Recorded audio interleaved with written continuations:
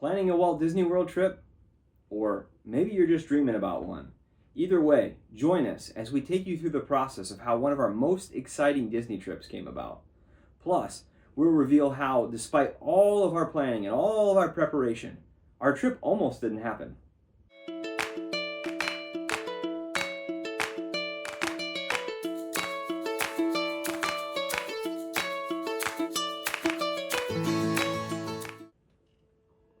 Welcome to Just a Dream Away, your go-to for all things Disney. In today's video, we're sharing the details of our first Disney vacation. We'll tell you how our trip came together, some things we learned along the way, and the crazy turn of events that almost derailed it all. So stay tuned, you won't want to miss this. So the first thing we should probably let you know is that neither one of us really grew up going to Disney very often. She had been twice, I actually never had been. But one thing that we did have in common was the fact that we both loved Disney movies. It was our love for Disney that kind of started us on this journey, on this adventure to start planning this trip, but I didn't know it at the time. So it was actually one Christmas that I came across Disney Movie Club. And once I discovered that, I mean, it was just kind of all bets are off. I kind of went crazy with it. I ended up buying pretty much every Disney animated movie that there is. But it was at that point where that really got us thinking about going to Disney, because I had never really been. I'd been there once prior to that, but as an adult, but it was for like one day. It was a very last minute kind of afterthought. We had already been in Florida for something else, and we're like, hey, we're here, we should go to Disney.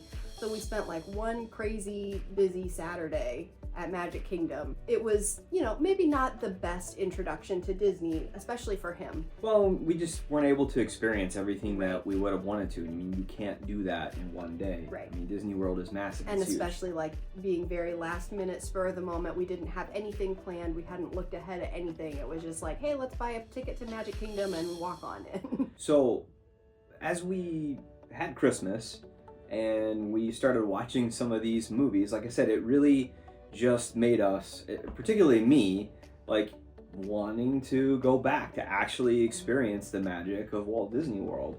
And so I started to think, and sometimes when that happens, watch out. Get in trouble. Yeah, because I get a thought in my head, and I kind of take it and run with it. So kind of like with the Disney Movie Club, I was like, hey, I'm all in. You commit. I do, for sure. Yes. And so I started thinking about planning a trip to Walt Disney World, because I'm like, man, it'd be fun to go back, and we would really love to experience more of the parks. This was probably a few days after Christmas, maybe. Yeah, it might have even been might have been day. Christmas Day. Or the day after, yeah. And we were we had started watching some of the Disney movies, and we were like, man, we just love Disney movies. This is so great.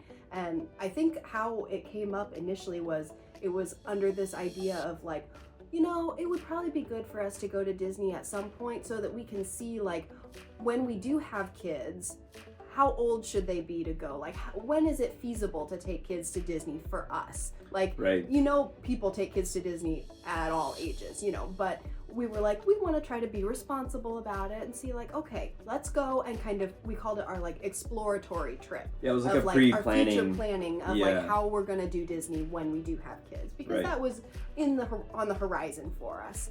So it was kind of under this idea of we're planning ahead for our kids. It's not for us that we want to go to Disney, but it's for our kids. We want to give them that experience, because I enjoyed it when I got to go as a kid, and he always wanted to go as a kid. Mm-hmm. So we wanted to make sure we could do that for our kids, but we wanted to be prepared for it. And I was certainly excited about it. In fact, I would have just kind of picked up and hey, let's leave tomorrow and let's go. In fact, that's what I was looking into.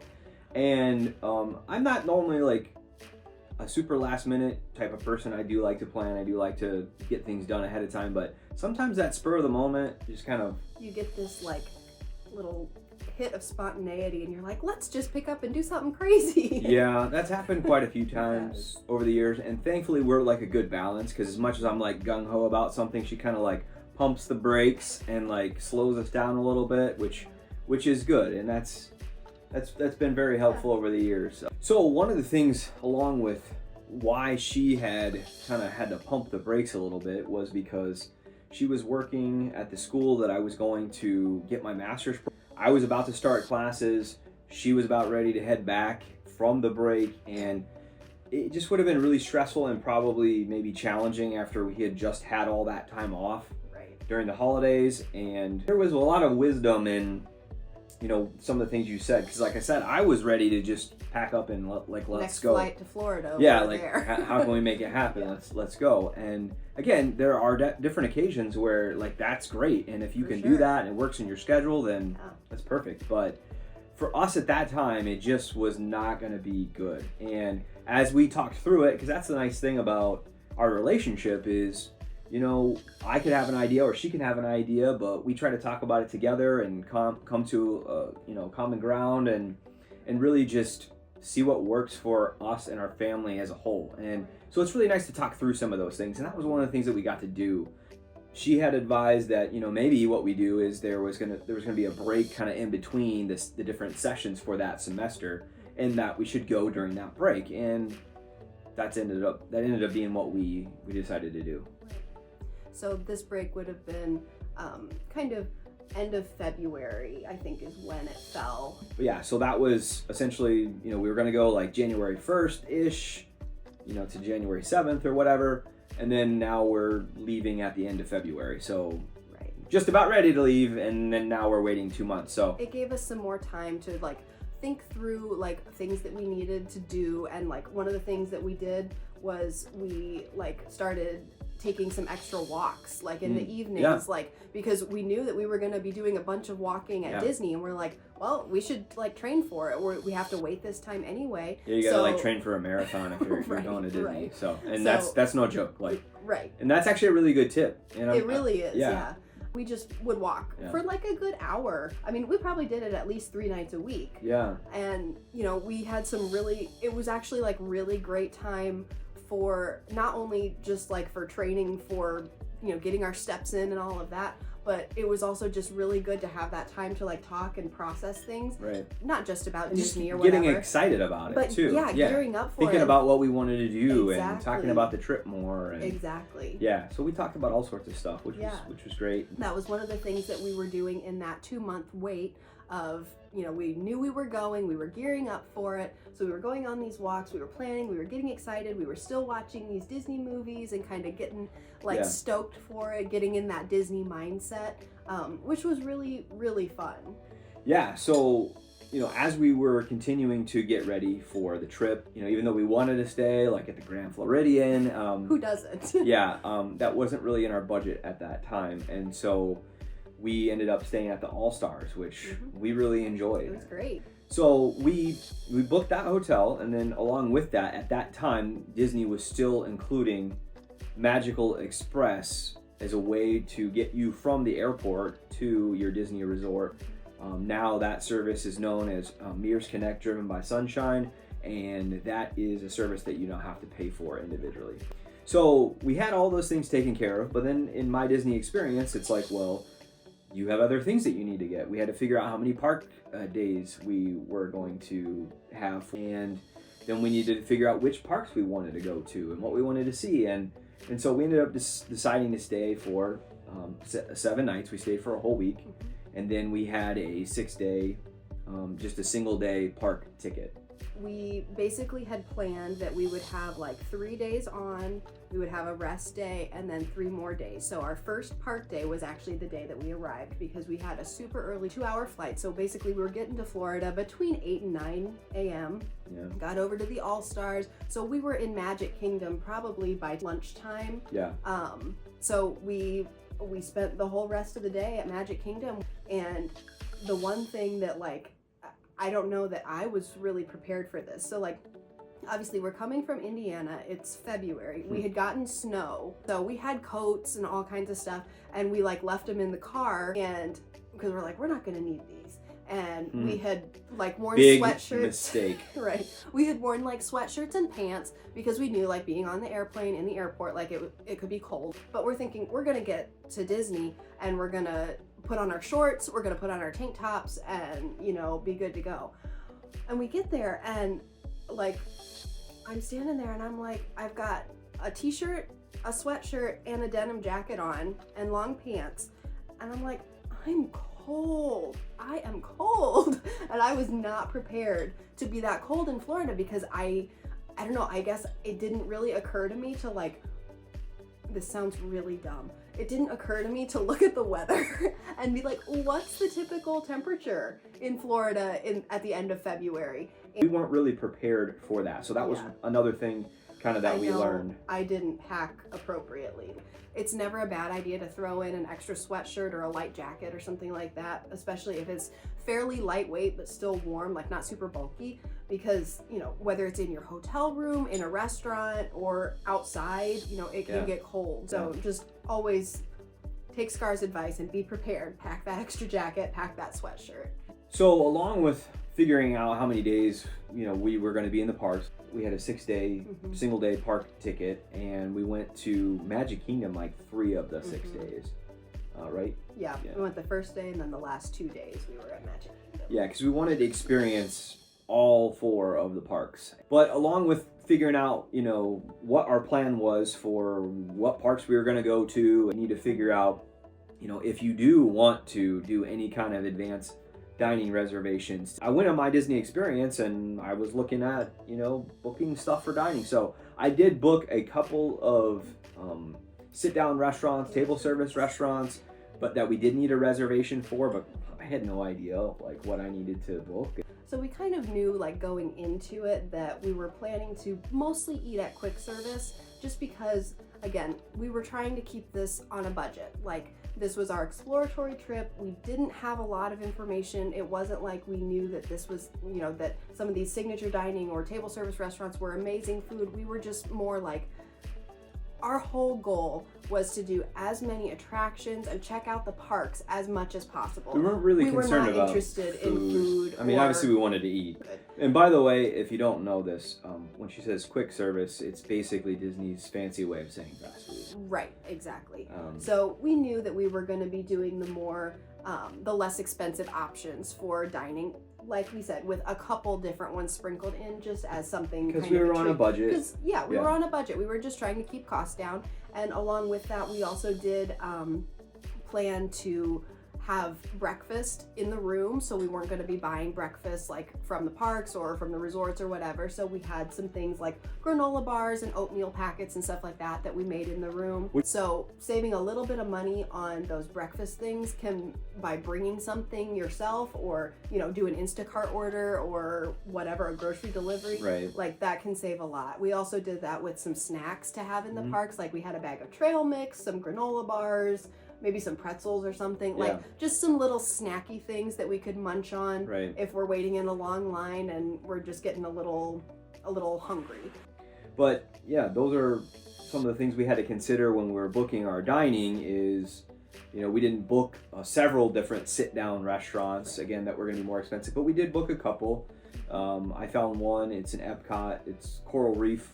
Which, it was such a cool restaurant, but it's so ironic that he chose that restaurant because neither one of us like seafood, and that's like all that they have. I mean, so you could get other options. There was one chicken dish on the menu at the time, and we both got the chicken. Yeah, and I think like they even have like steak. I mean, menus changed. This was a while ago, but yeah, we ended up getting nothing with fish. Nothing fish. Because we don't. But the ambiance was really cool. It was amazing to see the aquarium. It was a very cool experience. Yeah, so that was one thing that, you know, it wasn't an accident. I did, like I said, kind of look to see if this was a restaurant that people would recommend. You have to do your own research, and you can look at the menus of all the restaurants on My Disney Experience, so you can see like what they offer, and it gives you a very detailed description of everything that comes with the meal, the entree, the sides, you know, what they're seasoned with. So you can really get a really good idea of what they have to offer.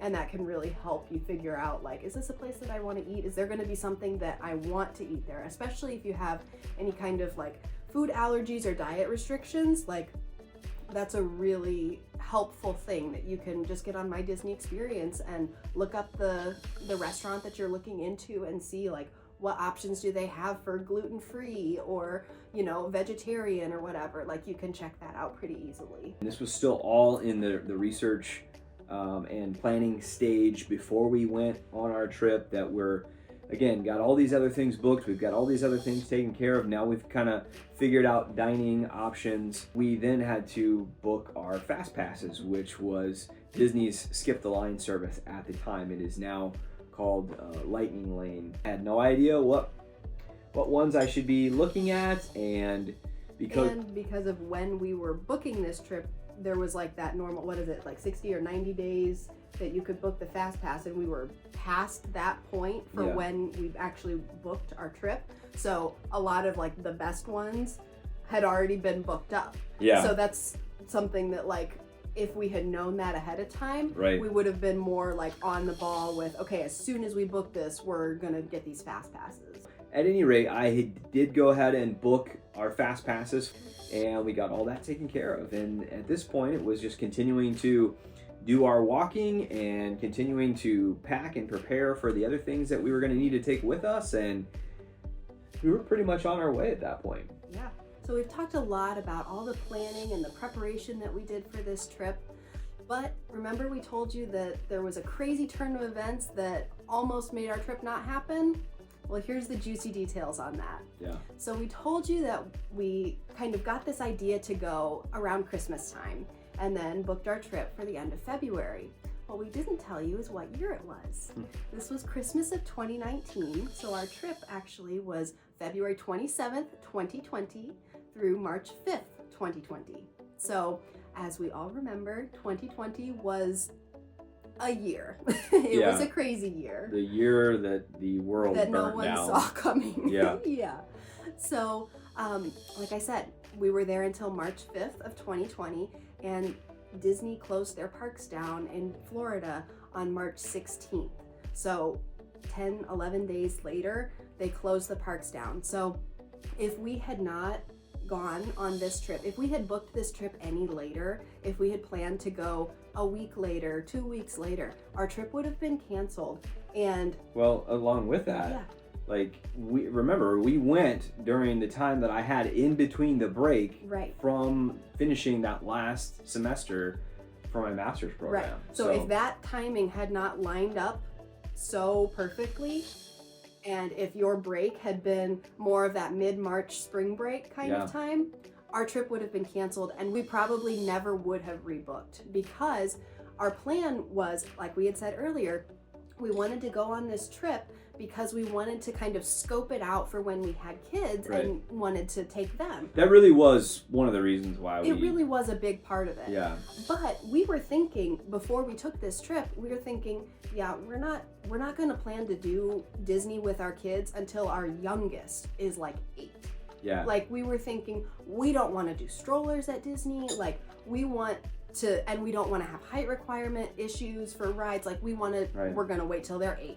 So we're thinking this is going to be like at least a decade from 2020 that we would go back with our kids. Yeah, and also along with that, we thought that, once we did take that trip with our kids, it would be kind of like a once in a lifetime type thing. Like, we weren't going to be going back. We weren't going to be doing this often because, it just wasn't something we were thinking about at the time. We were just kind of like one and done with our kids, and then...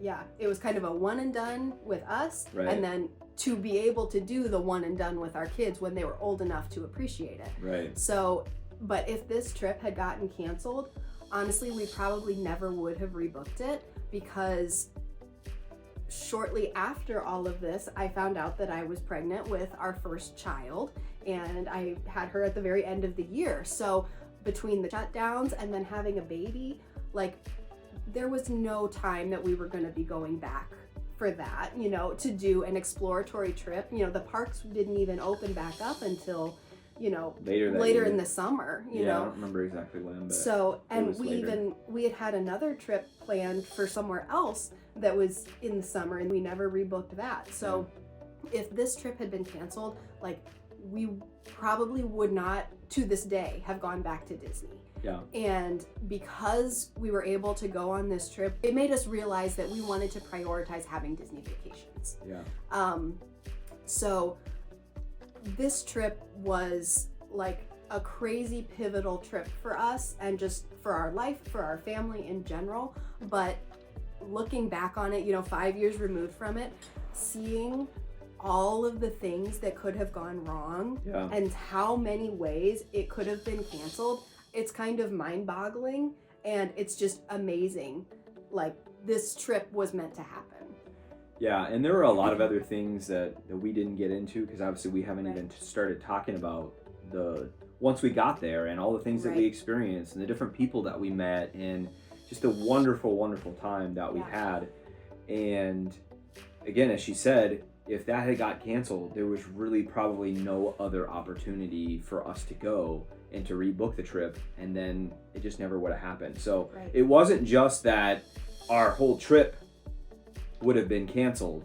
It was that us going back to Disney, like she said, wouldn't happen for probably a decade or more. And who knows from then? I mean, we can't know what's going to happen 10 years down the road, that we may have never gone to Disney, unfortunately, but we don't know that. But that wasn't our story, because we were able to go and we had an amazing time, and we've been back several times since because it was such a great experience. Absolutely. And in that time, we've done our research, and we have continued to grow in understanding what all it takes to plan a Disney trip and all the tips and tricks and things. And so it's so funny, because when we think about this one particular trip in the last 5 years that led to all these other things, it actually led to me becoming a certified travel agent that specializes in Disney vacations, and in all the things that I've learned and figuring out how to plan and prepare for these things.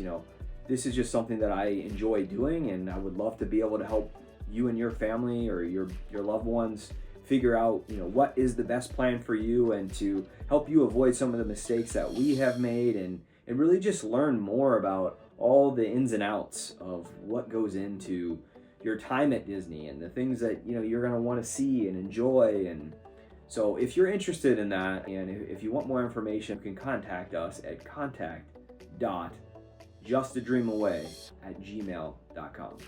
So we've already shared a little bit of how this trip had such a huge impact on our life in the last 5 years, but honestly, that is just the tip of the iceberg. Yeah, it doesn't really even scratch the surface. I mean, the impact that this one single trip had was massive. Yeah, it sounds like super dramatic to say it this way, but this trip changed the trajectory of our life and turned it upside down, but in the best possible way. Yeah, and that's not an overstatement. It's really not. Literally, we were going this way, and then boom, we took this trip, and it put us on this path, and we have never looked back, and we have not regretted a minute of it. No. It has been absolutely amazing, and it was all because of this trip right before the shutdown in 2020. Yes. This one seemingly normal, average trip with 2 adults and no kids. There was nothing that should have been crazy special about this. But like we said, it completely altered the course of our life. Yeah. So if you are interested to hear more about that story and what happened on this trip and why it was so amazing made such a life-changing difference to us, please check out this video.